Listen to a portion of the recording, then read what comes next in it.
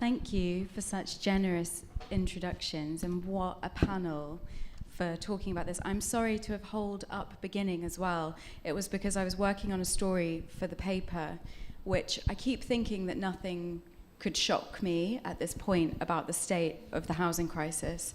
And once again, I am shocked. I almost couldn't believe what I was writing.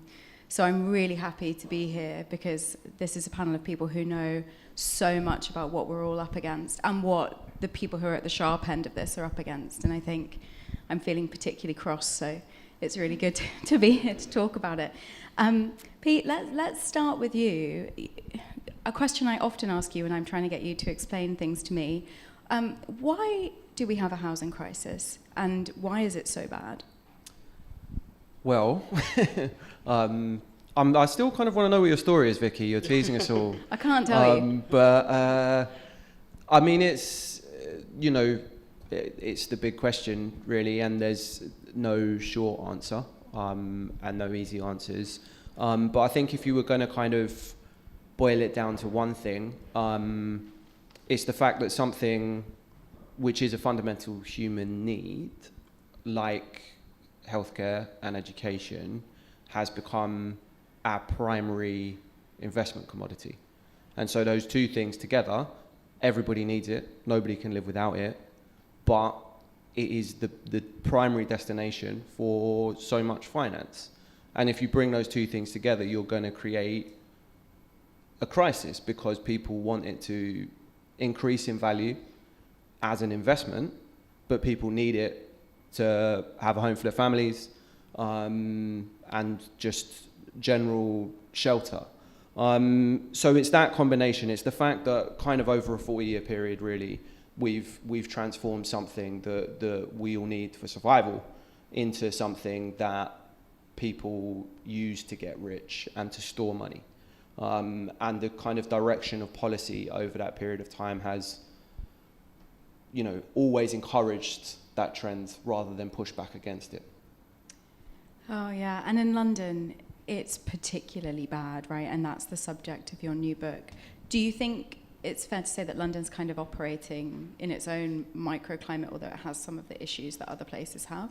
Yeah, I think that London's housing crisis is distinct from the rest of the UK's. I think that there are problems everywhere in the country with housing of one kind or another, and they vary from place to place. But what's happening in London is unique, and you can see that in the statistics. I think London's housing crisis has got much more in common, with the other major cities around the world. So London is more like Toronto or Johannesburg or Delhi even than it is like Warwick in terms of the mechanics of the housing market and why it's become the way it is. But you can see in the numbers that what is happening in London is the cost of renting, average cost of renting a 2-bedroom home in London is now in excess of £2,500. And there's nowhere else in the country that's even close to that. I think something like 60 to 70% of the children in temporary accommodation in the country live in London. Something like 95% of the people who've been in temporary accommodation for more than 5 years are in London. So the crisis is, even though London is kind of seen as the kind of centre of the country's wealth, and we talk about levelling up because other places are left behind, which is true in a lot of ways, housing pressures and suffering as a result of the housing crisis is more extreme in London than it is elsewhere. And Kwajo, I mean, you've already been introduced, but I think you shone a light on what everything Pete just described means for people every day in a way that captured the national imagination, sort of on the terms that most journalists can only ever dream of doing. And there's a reason that you were able to do that. And I think it is because you lived it and you spoke so passionately about it. And you, for the first time since I'd been working on this, really got people to listen. But I suppose the flip side of that is that day in, day out, you're getting messages from people who are experiencing the consequences of some of the things that Pete just described.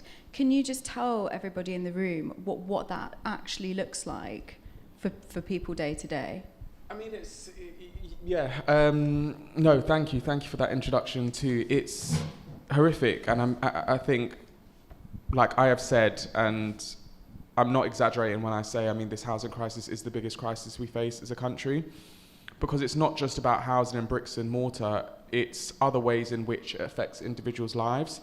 And access to safe and decent housing is becoming more scarce. It is. The first half of this year has been the busiest first half I've certainly had in the 5 years that I've been campaigning, and this is far different to what me and my family were facing when we were homeless, when I was homeless at the age of 12 and we weren't getting help from the local authority, or again at the age of 17. Things are far more difficult for families, for young people, for people just wanting a decent and safe roof over their heads.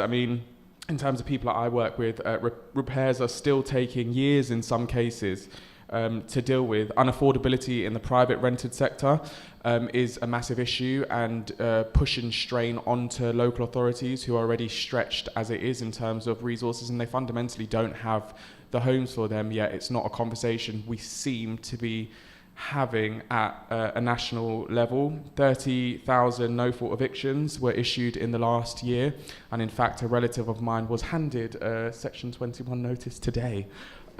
So that is still a very real issue that people are facing, and again, it has knock-on effects to the social housing sector, to people's lives, to local authorities who are massively under-resourced at the moment. We've got 170,000 homeless kids in England alone. That's more. That's enough kids to fill the O2 Arena more than 8 times over, and that number continues to massively increase. Between October 2023 and September 2024, 80 children died whilst living in temporary accommodation, and of all of the kids that died in temporary accommodation, with temporary accommodation being a contributing factor to their death, 58 of all of those kids that died didn't even make it to the age of 1 year old, which shows the sort of disgrace that is temporary accommodation at the moment, and disregard for people's health and safety, the conditions, the needs of families who are facing homelessness, families that are destitute, but in particular kids who aren't prioritised in the way that they should be, and those numbers continue to increase. And we look at those kids we look at those numbers and those statistics as just numbers and statistics, but don't realise that there are lives behind every single one of those numbers. There are people behind every single one of those numbers. And in the last year, 1,611 homeless people died in the UK. And I wanted to touch upon really quickly the domino effect, which I've spoken about in the past. I mentioned earlier that the housing crisis isn't just about bricks and mortar education and a child's education. If they don't have access to stability, a safe and decent roof over their head, if they're being moved from temporary accommodation to temporary accommodation across the country, in some cases, it's going to affect their education. It's going to affect their life chances, health. We know that in, I think it was 2022, 2023, 1.2 billion pounds was spent looking after people as a result of living in poor conditions, and 80 plus million was spent looking after those living in homes with damp and mold. Mental health, that's, self-explanatory. Employment and financial stability, family and relationships. And one of the things I wanted to really talk about briefly, a lot of people don't know about this. You will know about this because you did an article earlier on in the year, I think it was. But in terms of crime rate and re-offending, I went and visited a prison last year, actually, to do work in relation to housing and talk to them about housing and housing insecurity. And it was the first time I realised this, but there was one man that was talking to me about his own experiences and experiences of his friends that had been in prison, and he was telling me a story about a guy that he knows leaving prison, and he had no housing support. The only housing support he received was being given a tent to move into. And between 2023 and 2024, in England and Wales, it was recorded that 10,000 people were released from prison straight into homelessness. And I was looking this up and looking at some of the statistics, and what it showed was, for all of those people leaving prison and released into homelessness are 50% more likely to re-offend. There's a film called Lollipop where it focuses, I don't know if you've watched it, Vicky, but it focuses on the story of a young lady who went to prison, had her kids taken off of her. She was released from prison, and she wasn't reunited with her child or children because she was given a tent to move into. She had no secure accommodation to move back into. She couldn't get a job, and she was really, really struggling. But then I saw your article of the amount of women that face this up and down the country leaving prison, and that just goes to show it's not an issue just about bricks and mortar. This has knock-on effects, and in the worst cases destroys people's lives and ultimately puts it on hold. People are unable to function, and we don't realise it's a human right, and it's a human right that everyone deserves, and far too many people unfortunately don't have that at the moment. Oh, that's sorry, hard. I know that was very long-winded. Sorry. No, it wasn't long-winded. It's just a litany of disasters, isn't it? It's like the statistics at this point really tell the story, and it's just really hard to get my head around how they keep getting worse. I think, Pooja, I want to come to you in a moment because I'm really hoping you might have some ideas about how we fix it.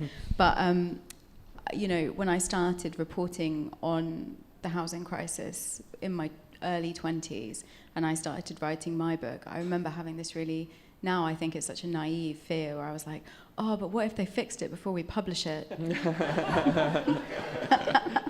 And Pete's like two books later and it's getting worse, do you know what I mean? But just to add to that, stories like in my inbox this week alone include, but are not limited to, people who are stuck on the top floor of their building because the lift hasn't worked for 6 months and they are surrounded by dead pigeons and nobody is fixing it. And 2 of these people just had babies and they're on the 7th floor and the lift doesn't work. And they don't want to go out on their balconies to get air because there are dead pigeons everywhere.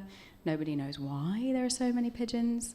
And why nobody's coming to collect them, and they can't carry the babies in the prams on their own up and down in the day, so they're just stuck.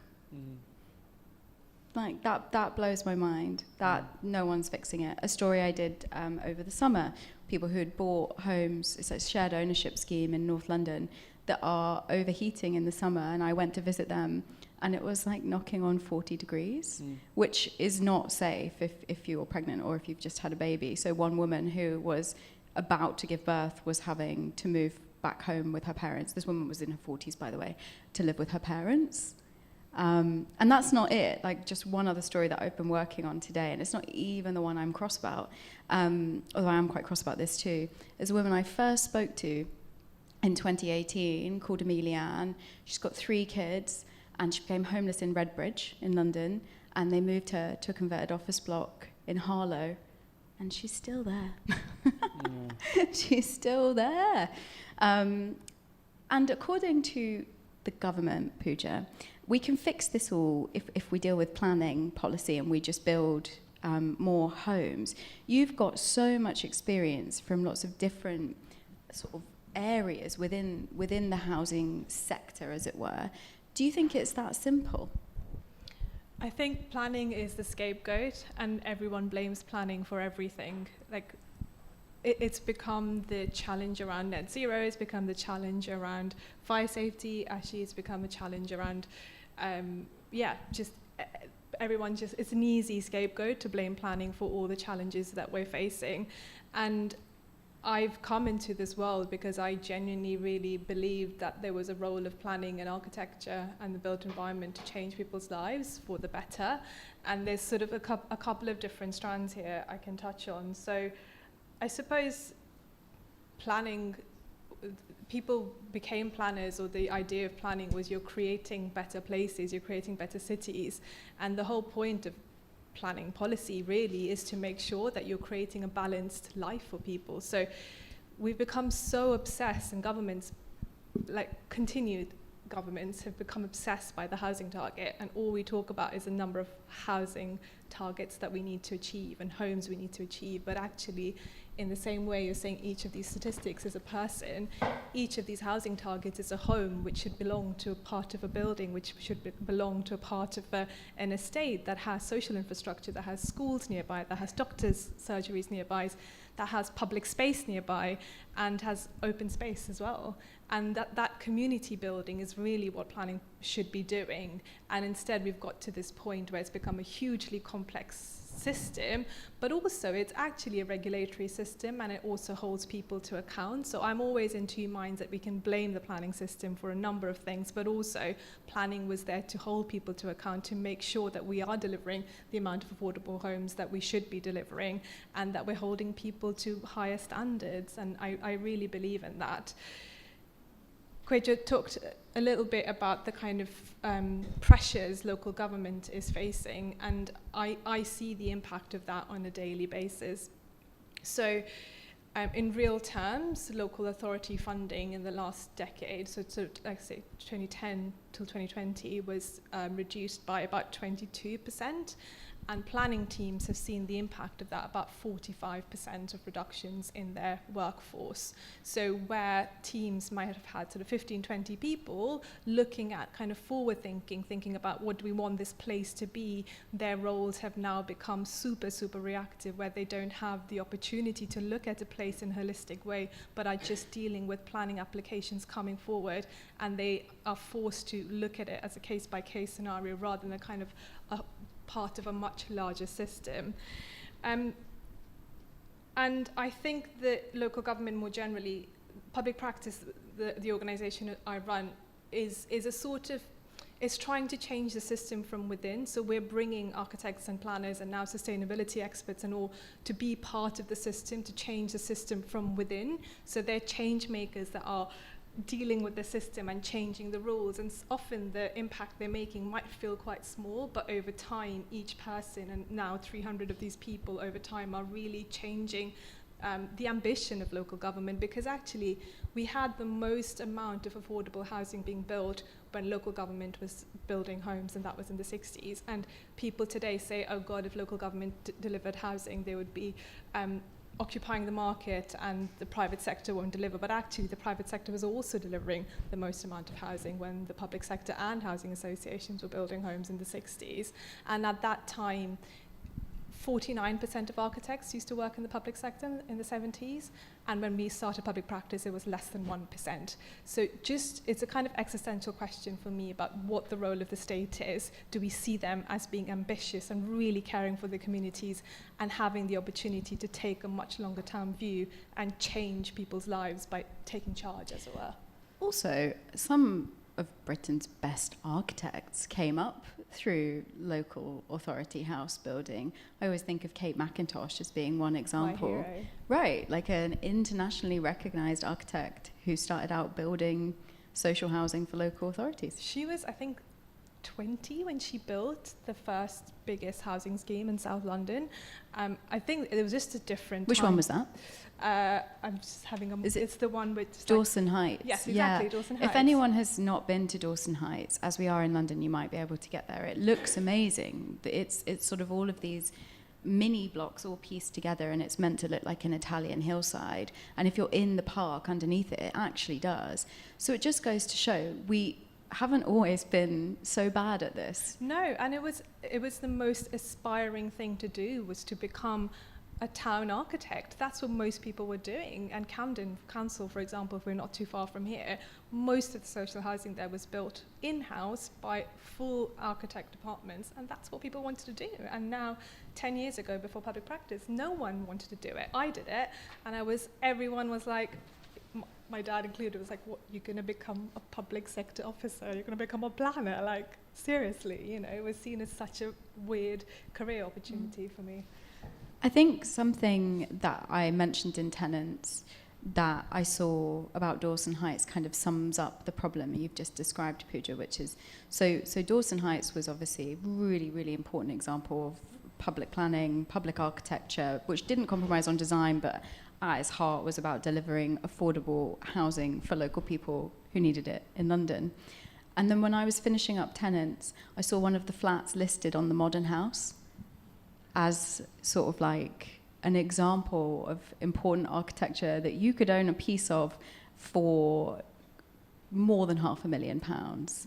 So, Pete, to come back to what you touched on about how homes have become assets, they are investments, not sort of infrastructure, which is what you're describing, that really is just out of control now, right?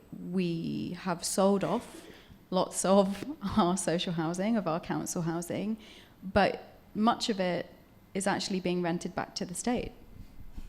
Yeah, I mean, literally that. Like, so if you took a home in London in the 1980s that was a council home at that point, and then it's gone on a journey from there, from being sold at a discount to the resident, sort of series of mini privatisations, but which, for many people, there's a good deal of kind of individual working class families whose fortunes were turned around by that, and so there's going to be a kind of enduring fondness towards that policy. But then it has a wider impact, because you think, well, what happens to that house? Eventually, the tenants who bought it will move on, and at that point, because we've opened up the door to investment in private rented housing, the next purchaser of that house is probably going to be an investor, not somebody who lives in it. So that house now goes out into the private rented sector, and where it was previously rented out at a social rent of back then sort of £30 or £40 a week probably, it's now going to go into whatever the market deems the highest possible price that they could find for it. And with the system of no fault evictions in place, you're always going to be able to push a tenant out for somebody who could pay more, so you can keep increasing that price and increasing it. And then through the 2000s, the market realizes that actually they can turn that asset into something even more profitable if they break it up into a series of individual rooms, put locks on all of the doors and rent the rooms out rather than renting the house out. And then each one of those properties, each one of those rooms becomes a rentable asset. And so you've converted in the period of 40 years something that was a publicly owned good to something which is an individual item for profit. And I think the conversion of London's housing has kind of happened behind closed doors. You don't see it. It's this conversion of street properties into HMOs. And a lot of those homes now end up, as we wrote about earlier this year, Vicky, being places where councils will house people who are homeless and in temporary accommodation back into something that was a single room in a social rented home. And then the person who is renting that out can bill the council pretty much whatever they want for it in order to meet their statutory duties. So you have come all this way round where that home, that family in the 1980s would have been given that house. And now that the family are having to live in a room in that house, and the council's having to pay an enormous amount of money when they previously would have been receiving the rent. So in terms of the economics of what that's done to our, ability to meet housing needs, it's a disaster.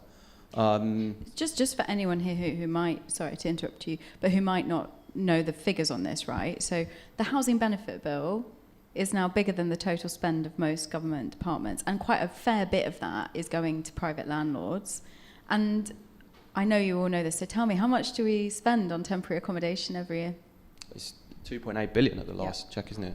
Which is 4 million a day, basically, in London. In London alone. Yeah. So that money that could be going back into the system as rent to build new housing, which is how the model was set up, is often going into the pockets of private businesses.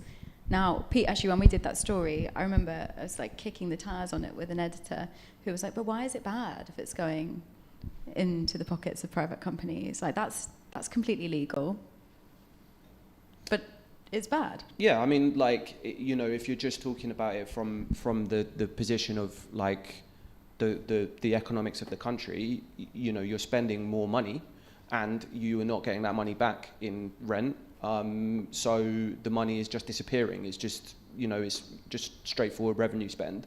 And then if you're talking about the social side of that, well, you can't, what are the outcomes for a family living in a room which they have no security in, so that the children won't be able to finish barely a term at primary school, let alone a full, 6 academic years, compared to having a house with a garden and neighbours who they know and a community in which they'll grow up, and that sort of security which social housing used to provide. So it's a worse outcome on any level. There's also, just to interrupt there, there's a really fundamental design point here. around temporary accommodation is temporary. It's a room, it's not a home. It doesn't necessarily have the right light. It doesn't have the right ventilation. When we talk about damp, it doesn't have the right insulation. It might be a converted office block. These places were not designed for residential living, and that has a huge impact on the human experience of that space. And also, it's not really temporary. It's supposed to be, which is how they get around the design question and whether it's suitable. But the woman I mentioned earlier has now been in this flat in a converted office block for so long that a child who was 3 when I first met them is 6. And I'm watching them, because I see her about once a year, I'm watching them get bigger, and they can't play and they can't do their homework. And I mean, eventually they'll hit puberty and they'll still be sharing a bedroom, and nobody's considering it. And there are no real regulations for temporary accommodation either. But Kwajo, I want to come back to this Section 21 that your relative received, and thoughts and prayers with whoever sent that out, because I'm sure you'll be with them tomorrow. But this instability that we're all talking about, it's now in every part of the housing market, right? Particularly in London, because you started out talking about conditions in social housing, and now you're talking about how basically, unless you're really rich, you can't afford secure housing. No, exactly. And quickly, really briefly touching upon the discussion we was just having, but there's been this massive rise in HMOs too, and the conditions of some of these HMOs, absolutely, it should be, I mean, people should be in jail. I had to have residents, there was about 6 residents, it was a 7-bed converted Thornton Heath, and the local authority had moved someone that I know in there, and other sort of men, residents, homeless individuals, into this HMO, and the works weren't being carried out. I mean, it was so bad that anytime anyone had a shower, the electrics on the lower ground would trip, and that was because of an ongoing leak that was constantly happening. And they had fridges in their rooms, and every time it would trip, the electric would cut out, and all their food would get destroyed. And there was on the windows these like what are they called, like bars, like outside. I've never seen anything like it before. Anyway, I later found out that my local authority was paying over £1,000 per room to this landlord, who had actually set up a company and organisation, so I saw on Companies House, specialising in providing accommodation for homeless families. And I then later found out that one of their other accommodations used for the same sort of thing, HMO, was condemned and closed down. A few months, I think it was, maybe a year before I visited this property. And there are many instances in terms of HMOs where the conditions are absolutely horrific, and they are bleeding local authorities dry of finances. I mean, in terms of the government, there was an announcement the other day that I think they're providing 36 million to help prevent homelessness in London. Given current costs, it sounds like a significant amount. That will last just over 6 days. In terms of when it comes to temporary accommodation costs, it's 5.5 million they're spending per day now. It's gone up in the last month. So it's completely unsustainable. And I mean, you asked me that question about housing in general. It's becoming harder and harder. I mean, in terms of stability, security, and affordability, it's not just social housing tenants or homeless families who don't have that, but people massively in the private rented sector trying to own your own home has become more and more difficult. And it comes back down to this commodification of housing that's been rammed down our throats for the last 40 odd years, instead of recognizing that decent and safe housing is a fundamental to the lives of all of us as human beings in order to function. I mean, Maslow's basic hierarchy of needs, but also we saw under Liz Truss this idea of home ownership, and you've got your security, you've got your stability, you've got everything you need. Then Liz Truss comes along with her mini budget, and you realise even if you have taken out a mortgage, it doesn't automatically protect you from being affected by policy decisions or decisions when it comes to housing. So we need to reframe this conversation around what housing is, what it means, its importance, what its priority should be.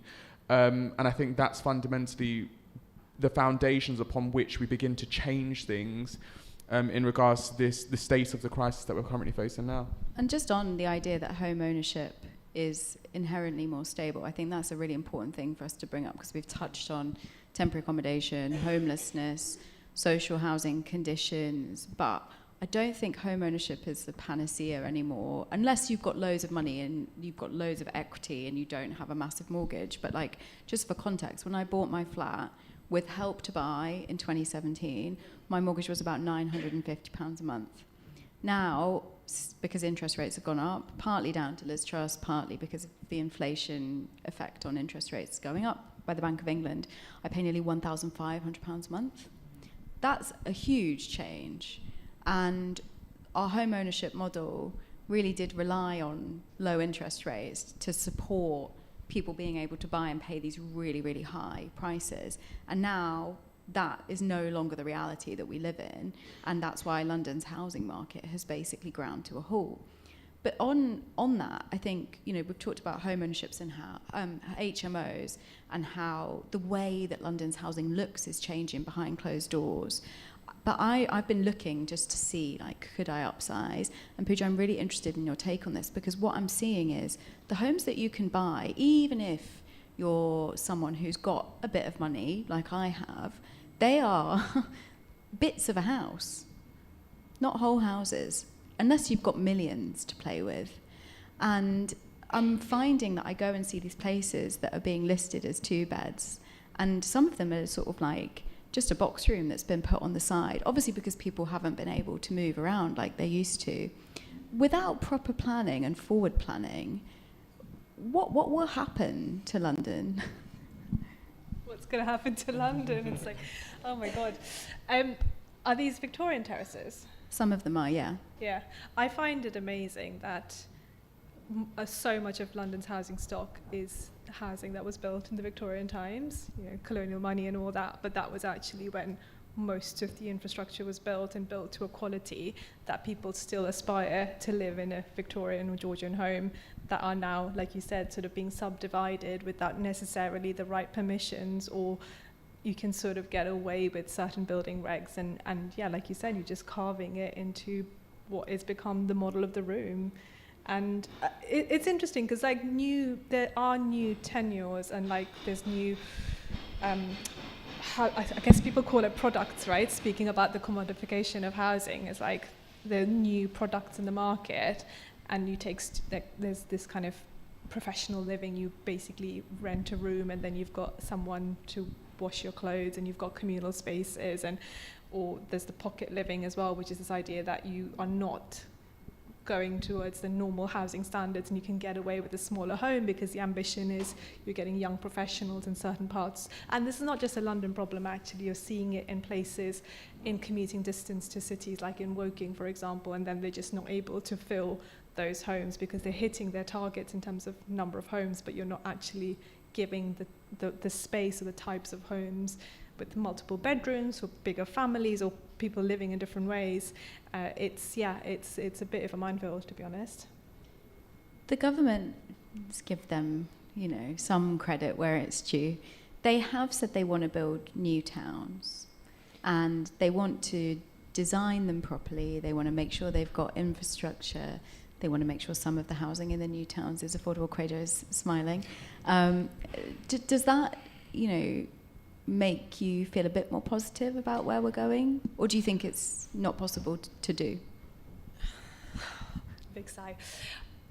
New towns, when we built the sort of new towns of note, I suppose, were built in a very different economic climate, and it was built again by the state taking intervention and taking ownership and leading the way, using compulsory purchase orders to buy huge swathes of land, building infrastructure first, unlocking bits of land that were really unviable for the private sector to develop. And most of these were built as satellite towns, so they were built as completely new places. And they were built with a vision, like you take Milton Keynes, for example. People were wanted to live there. It was an aspiration because it was almost a social experiment. It was almost communism in some ways. It was like there was this aspiration to live in a very different way. The new towns of what have been proposed now is almost, for me, is sort of somewhere in between. A lot of them are joining up with existing places, and I think again that is just the times we are in. You have to build on what is there already, so building on existing infrastructure or building on places which are already delivering and just adding more density to them, which is not necessarily a bad thing. I suppose I just the ambition and the spirit, I would use that word, of the old new towns was very different than, I'd say, the spirit of today's new towns, where I still feel like it's about 1.5 million homes as opposed to let's create a new way of living. Interesting.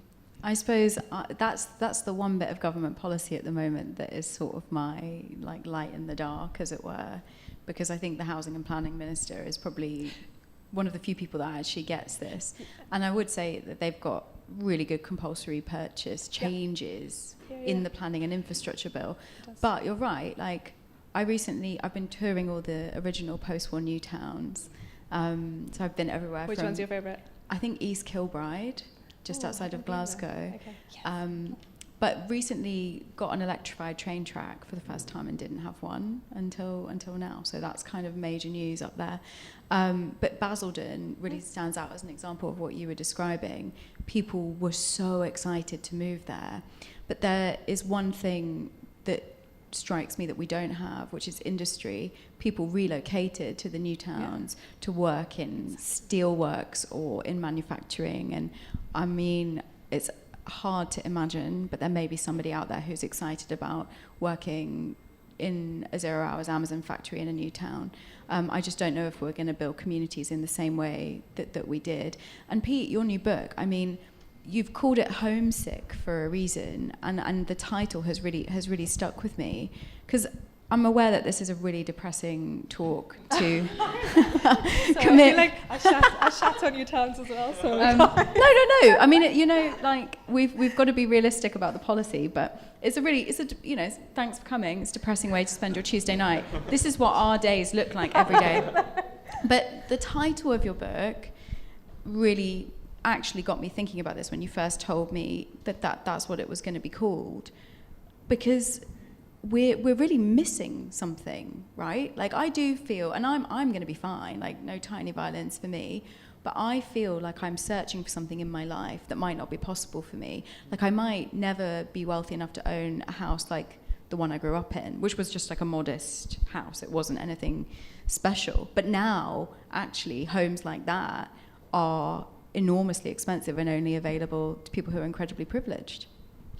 Yeah, I mean, I think the book is alluding to that, and that is the point of the title, along with a sort of slightly cheap pun about homes making people sick. But the point is that I think there is, nostalgia can be a misleading emotion sometimes, and we can remember the past for better than it actually was. However, I think that people have a sense of atomization at the moment and living very individual lives and not really having a sense of a community around them.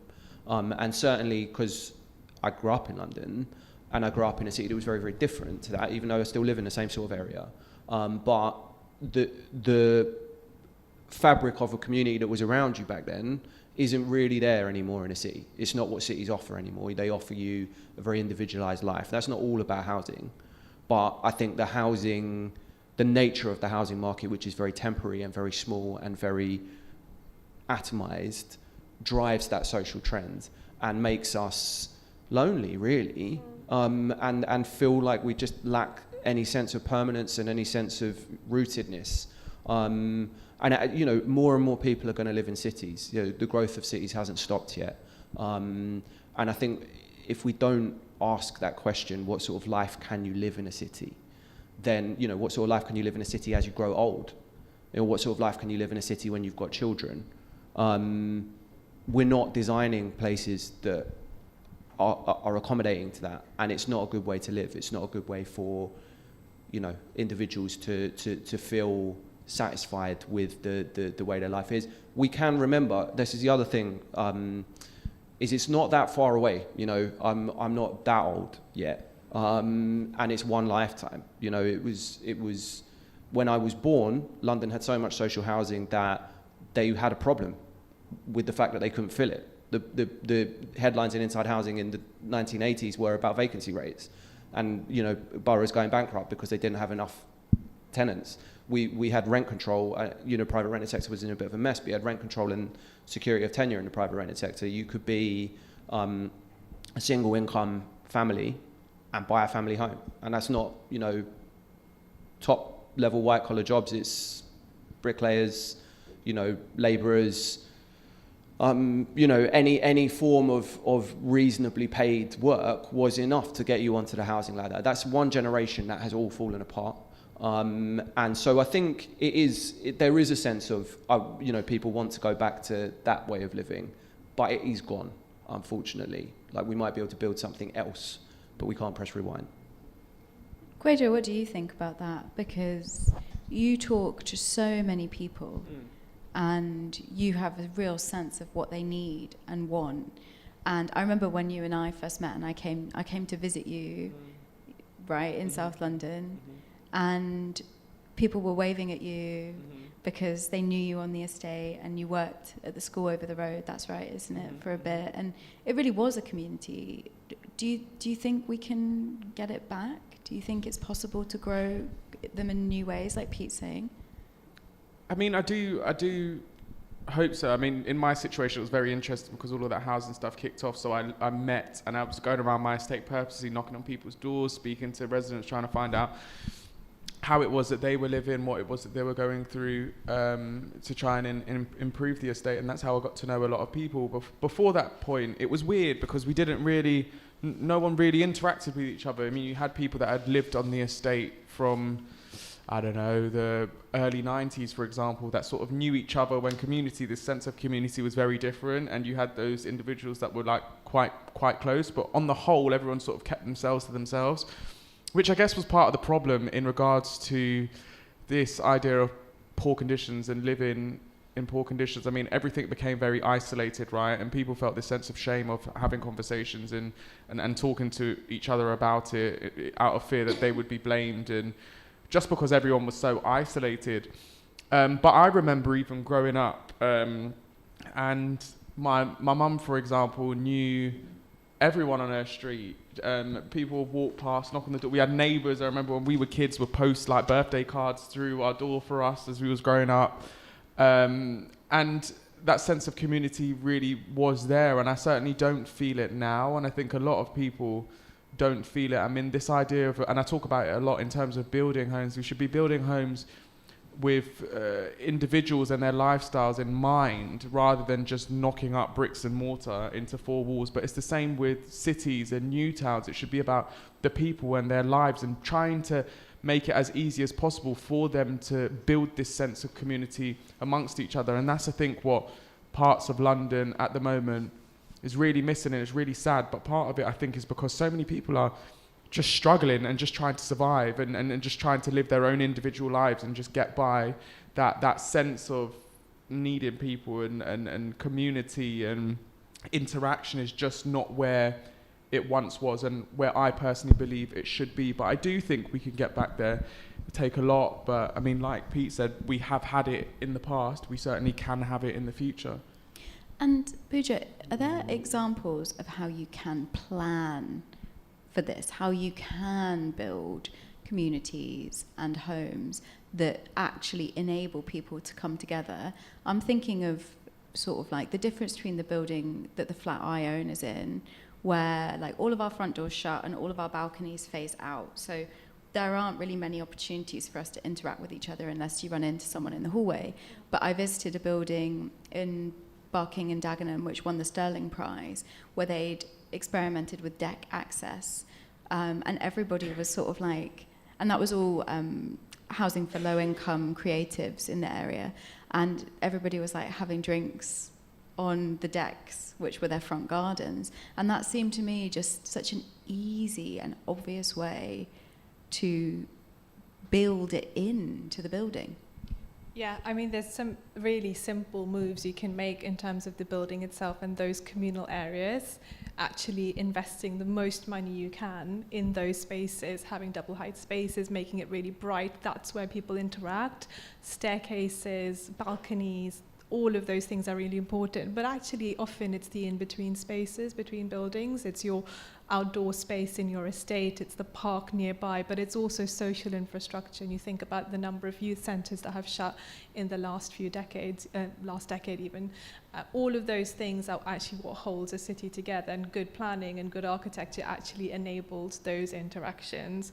I was just reflecting, I grew up in Mumbai actually, and you know, Mumbai is the one of the most dense cities. It is hyper urban living. But it feels anything but lonely. It's almost the opposite. Everyone's really in your grill. So you sort of like actually don't want to know, I don't want that auntie to know what I'm doing tonight, because like everyone knows your business. So I sort of grew up in the opposite extreme and moved here, and then London is quite quiet for me in that way. But I do, where I see the interactions in where I live in my neighbourhood, it often is around those communal spaces. It's going to the school gates, I have a child, or it's going to the doctor's office, or Costa, you know, like my local Costa is like rammed, and that's the sort of thing. It's like, what is it that people really want, and, you know, making sure that infrastructure exists. Okay, well, that is a positive way to end what otherwise basically more Costas.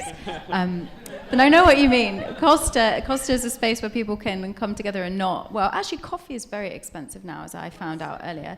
I paid £5 for a hot chocolate in Pret, which frankly is daylight robbery. But anyway, that's a different panel discussion. I think we've got some time for questions. We've got a few. Should we start at the back? Hi, thank you. This was really fantastic, and I've never been so happy to be depressed in my life. One thing which you guys didn't touch on is, you know, the issues that you're talking about are kind of arguably a result of the hotness of the London market. And you could say that this is due to sort of an unending demand resulting from the financialization of housing, or the commodification of housing. You know, there's an almost infinite investment capacity, and we see that in the number of offshore-owned properties, the number of empty properties in the capital. And this is also a particularly unique problem to London within England and Wales. So from that perspective, what do you think, what are your thoughts about dampening the London market, you know, reducing essentially leisure-related investment in the London market, and increasing the use of housing as a home? Should I go with that one? Yeah, do you want to start, Pete? Yeah. I think I agree with the analysis contained in that question. First of all, that is, you know, I think there's a quote. I can't remember who I quote in the book, but I say someone was talking about Spain and the kind of very rapid rise of house prices and huge boom in construction in the 2000s happening at the same time. And their observation was, however fast you build homes, the banks can print money faster.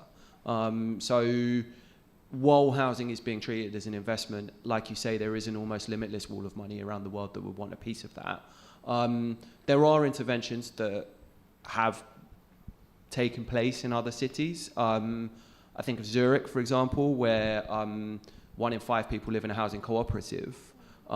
So that would be an environment where you effectively buy a share in a co-op, and then that's a right to live in the home, and the co-op owns the land and owns the home. So that's a model which excludes investment, because there's a cooperative which you and your neighbours own, and the only way to be a member of that cooperative is to live in the building. There's also another one which I cover in a little bit of detail in the book, which is a program in Louisville in Kentucky, where they have slightly different issue with a lot of leisure, as you said, a lot of leisure investment in real estate, a lot of hotels, a lot of people come in for the Kentucky Derby or bourbon whiskey or whatever. And there's been a push there to effectively assess the level of displacement that a new housing development will bring to an area. And if it is going to displace residents, then it's not allowed under their local planning laws. And it was a very big genuinely grassroots local campaign to get that through, but it is actually now law, and it is being implemented in Kentucky. So there's things that can happen. There's as small as just massively increasing taxes on investment properties, these interventions can be made. The problem is you need, one, the political will to do it, which is lacking, and two, you need a housing strategy to wrap around that, because at the moment, as we were talking about in the discussion, we rely on these investors to house our homeless families and to meet housing need full stop. And so when you push them out of the market, which is a good thing long term, you need a strategy for what we're going to do about that. And you also need, like Zurich does this stuff because the city has land which it releases and zones under planning laws to be a cooperative. So it takes robust state intervention and not just leaving it to the free market to work out. But that kind of runs counter to the way we've run housing policy for 40 years or so. But in London, more and more councils are now bringing in like double council tax for second homes, which I think will have an impact. So there are things happening, but as you say, I think the problem is it's really piecemeal, and it's sort of like brave councils are doing one thing, but there's no overall strategy for the capital. I'll quickly, come in on that. In terms of empty homes, I think we've got around 1 million empty homes across the UK, which I think is quite frankly disgraceful and ridiculous, considering we've got so many homeless people. And there are situations where we've got like sort of foreign buyers buying developments. A lot of those homes are sat empty during the worst housing crisis since the Second World War. And that's a conversation that I sort of had with government. To me, it just didn't make sense. It's almost like all of us in here, without any food, we find out someone's bought all the food at the one Tesco down the road, and they're keeping it from themselves. No one's allowed to eat it, no one's allowed to touch it, but we're here left starving. And if we use that context, it would make no sense whatsoever. So I kind of don't understand why we're doing the same with housing during a housing crisis. We've got so many empty homes. And taxing, I did think, like, why don't we just stop it from happening? But it's not as easy as just doing that, I guess. But I did again have that conversation around, well, increasing taxes for those that decide to buy homes and leave them sat empty, and use that money, reinvest that money into building the homes that so many people so desperately need right now. And I'm kind of torn between which one I want more. Just completely stopping it from happening, or trying to make use of it happening by taxing those individuals who think it's fine, and in many cases often wealthy, and reinvesting that money to build the homes that we currently say we don't have money to build at the moment. Yeah. Just to touch on it, I guess we've focused quite a lot on London, and obviously I suppose land value in London is just hyperinflated, and it's just very different in different parts of the country. And maybe one thing we haven't touched on is the impact of Brexit on the price of construction. So actually materials costs have gone up hugely in the last decade or less, as has the lack of skills and construction skills and workers to be able to deliver those homes. So other cities where we work with, in whether it's Birmingham or Leeds, where these other cities around England are struggling in terms of the viability, because the land values in these cities are much lower than they are in London, but the costs to build these homes and these buildings are the same, as it were. So it's sort of not stacking up in other cities to be able to actually work financially, and that's a huge challenge for the biggest cities in this country outside London, which I find really a strange phenomenon about how much London actually occupies the conversation as well, often in terms of the housing challenge. Yeah, I think it's important to say London's not the only hot market. It might just be the hottest. Cornwall, for instance, I'm just thinking of it because I was there recently, but Cornwall's got a really, really, really, really big problem with being very desirable as a place where people invest and where there are second homeowners, but now like no key worker can afford to live in Cornwall. Like the hospital trust in Cornwall has issued a warning because it cannot recruit anybody to work in the hospitals because nobody can afford to live there. So they are trying to build, but they're going to be way behind where they need to be. So I think some of the problems in London do exist elsewhere, but in slightly different ways. And land's worth more in London, so developers maybe can make more because the value goes up, but the margins are actually hard. In fairness to some developers, I think particularly smaller local builders outside of London, on the outskirts of other cities, are really, really struggling, but like the really big international conglomerates might be finding it a bit easier. And that's sad too, because local builders know their community and they might build not the sort of like homes that I keep seeing from trains that all look the same. Anyway, we've got another question over here. I think actually Peter touched on this point earlier on, which is one of the problems is that property buying has become a one-way bet, and that's what's pushed property prices up and up and up. Oh. Now you can hear me. Yeah, I don't know if you heard that, but the problem you touched on earlier is that property buying has become a one-way bet. You know, my kids wanted to buy property as soon as they could because it's a one-way bet to getting richer and richer and richer. They're not like that, really.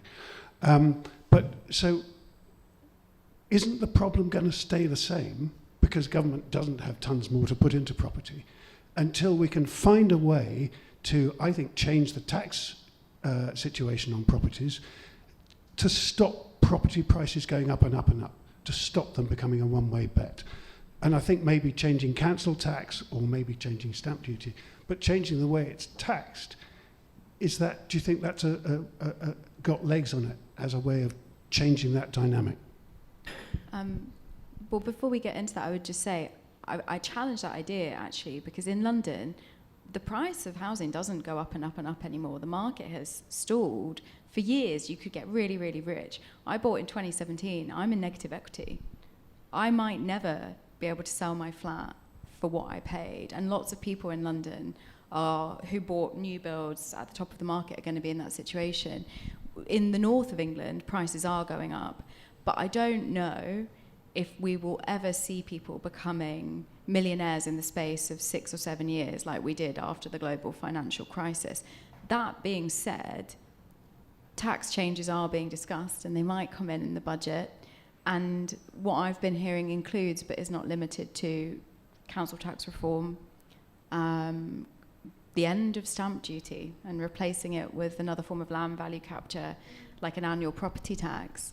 So I'm interested to know what the panel think of that. And I suppose it's a great question, because I think the years of getting rich quick off of housing and flipping it are done. I think that's being seen elsewhere, apart from in like emerging markets. And I wonder what that means for the housing system as well, because maybe these reforms might be a bit like shutting the door after the house price inflation horse has bolted. Yeah, I mean, I think certainly in London, house prices haven't risen substantially since Brexit. And if you look at the flats market as distinct from the market for houses, that's especially true. And the market for flats is getting worse. It's like people don't want leasehold flats in London anymore, certainly not as much as they used to. And I do think that kind of the crazy rise in house prices that kind of goes from the sort of mid-1990s through to 2016 really it's a one-time trick. That's not going to happen again. Possibly a once-in-history phenomenon, right. potentially. Driven partly by low interest rates and all sorts of other factors, but you're not going to see that again. The things will get strange. I mean, you mentioned overheating, I think, earlier, and you know, London's going to be the hottest part of London's already the hottest part of the UK. It's going to start to feel a lot more like a Spanish city, but our housing, we only introduced any form of regulation for overheating in 2022. So anything built before that doesn't take overheating into account or ventilation into account at all. Don't I know it with my flat as right. well? Yeah. But this is going to impact the value of those places again. And then, you know, so there are ways in which things could get more complicated and more sticky, and there'll be winners and losers from that. Just to the kind of broad question of tax, yes, I think it's harder to implement. It's always harder to implement than it sounds like it's going to be, and it's easy to get wrong, and it's also easy to like very quickly piss so many people off that you're voted out. And so I think I think council tax is done by the value of your property, but the value in 1992, and that seems like a strange way to tax anyone. So I think you've got like a sort of fairly regular 4 or 5 bedroom houses in the same council tax bracket as Buckingham Palace, and it doesn't make any sense. That's a fairly obvious way to start. I'd be interested in what could happen if we started taxing land ownership full stop. because the amount of British land that's houses is tiny. I think it's something in the region of 2 or 3% of the country's land is residential housing. Who owns the rest of it is a big mystery in British society.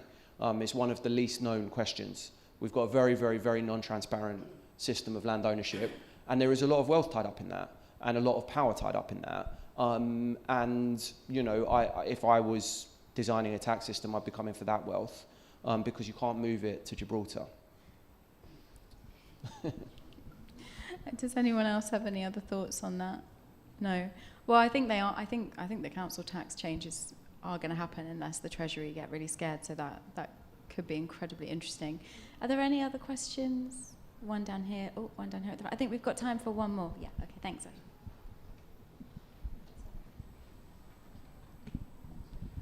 The government's due to release a leasehold and commonhold reform bill by the end of this year, they said.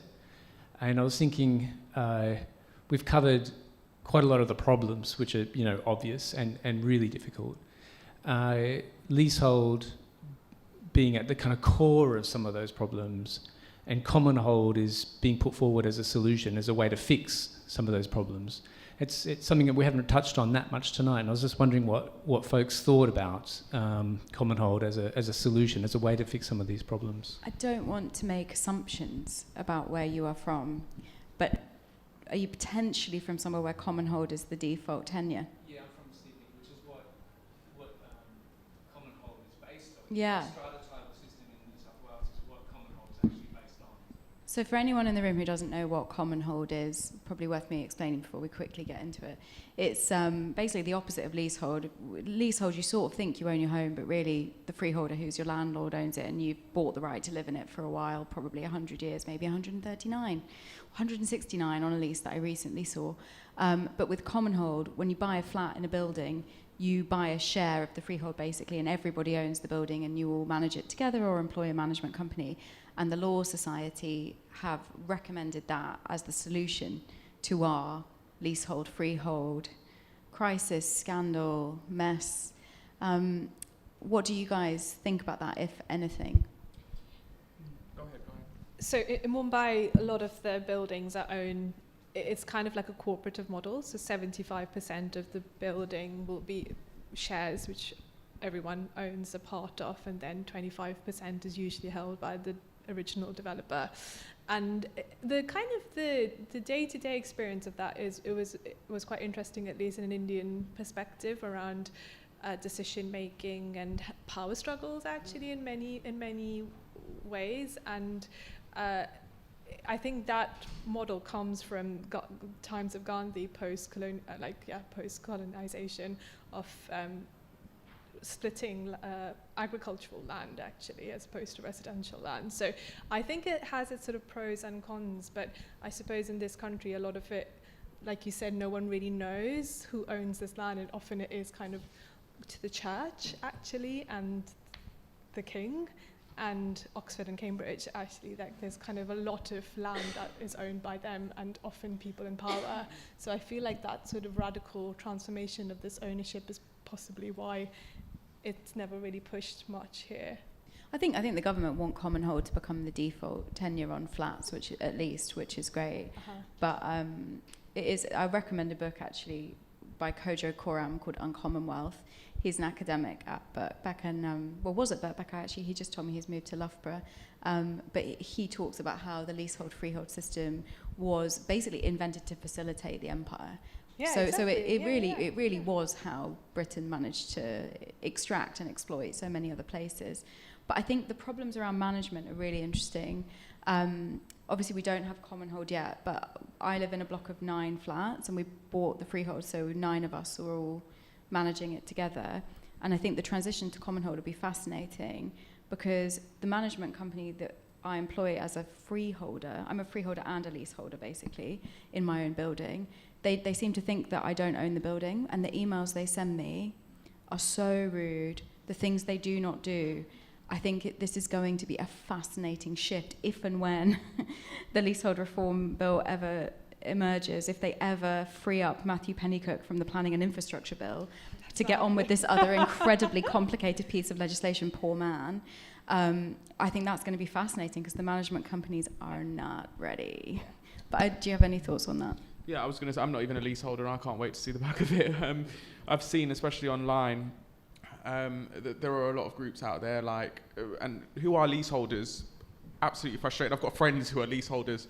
And like you said, some of these messages and emails from the management agents are absolutely horrific. But management agents, estate agents, I mean, there needs to be more regulation of those, and I think that's a conversation fundamentally that needs to be had.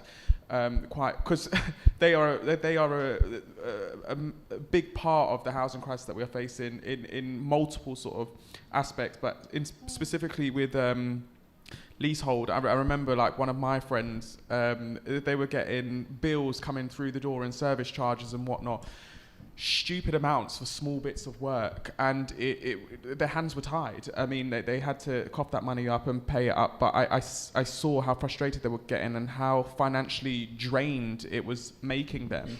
And I do think it's exploitative, and I do think they deserve, and leaseholders deserve better than what they are receiving. So yeah, it'll be interesting, like you said, to see the shift, but also the balance of emails in terms of from management agencies. And when they realise that the leaseholders now employ them, I think that's going to be very interesting. Yeah. And Pete, this will be the last thing we've got time to talk about, but it wouldn't be right to talk about leasehold without talking about fire safety and giving your first brilliant book, Orwell Prize-winning book, Show Me the Bodies, a shout-out.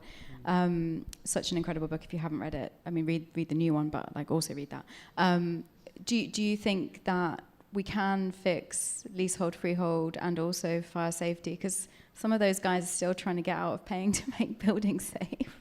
It's not funny. I think that kind of touches on my feelings about the whole switch from leasehold to commonhold, actually, because I have spent quite a lot of time writing about leasehold through the prism of trying to fix buildings with serious fire safety defects.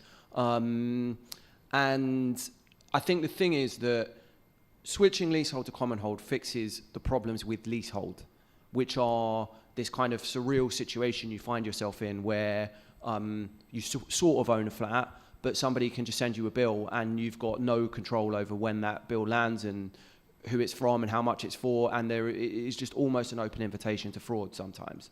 And it's a bizarre system which it makes complete sense to kind of modernise and get rid of, but it solves that problem. And a lot of the other problems people have living in blocks of flats, especially blocks of flats built sort of between 2000 and 2015, come down to the fact that they were really badly built. And switching from leasehold to commonhold doesn't solve that problem, and in some ways actually makes it worse, because now you have neighbours having to deal with really complicated construction problems and potentially needing to enforce against their own neighbours to get these works funded. There's right to manage blocks and sort of resident management companies already who are kind of stuck in this problem because they can't decide one of two very difficult solutions. I think that the reform is good. I support it. Leasehold is a silly system. No one would design it like that at all. But people are hoping it's going to solve a problem which is actually a problem about poor quality of construction and a lack of rights and warranties within that. I also broadly worry that this is a big change, and the government's current, of either party track record does not give me encouragement that a big change will be managed well, or that complicated legislation will be well drafted, or the unintended consequences will be thought through. So my expectation would be this goes wrong, even though it's a good change, which is a nice positive. Well, yeah, I mean, I'm going to end by just saying what Lord Young, who was a housing environment minister in the Thatcher and Major years, was interviewing him recently, and he said, the only way any of this will be okay if Matthew Pennycook neither gets fired nor promoted. So let's hope, for the sake of both pieces of legislation, that he stays in his job. But we know that housing ministers don't stay in their jobs very long, so watch this space. Thank you so much to my brilliant panel. They know more about this than anyone. And get your book signed.